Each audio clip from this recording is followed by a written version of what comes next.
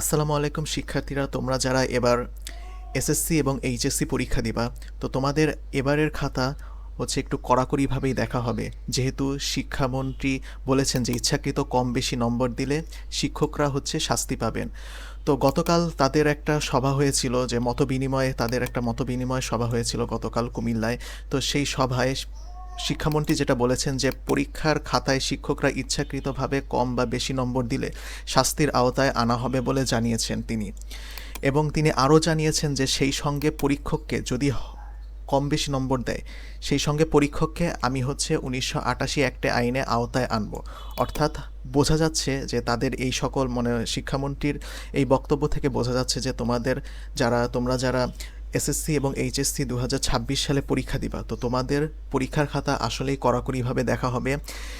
যেহেতু তিনি বলেছেন যে যদি এই কম বেশি নম্বর যদি তারা ইচ্ছাকৃতভাবে দেয়, শিক্ষকরা যদি ইচ্ছাকৃতভাবে কম বেশি নম্বর দেয়, তাহলে তারা শাস্তি পাবে। এবং সেই শাস্তি হচ্ছে কি, তিনি নির্দিষ্টভাবে উল্লেখ করে দিয়েছেন যে সেই সঙ্গে পরীক্ষককে সে 1988 অ্যাক্টের আইনে আওতায় আনবে।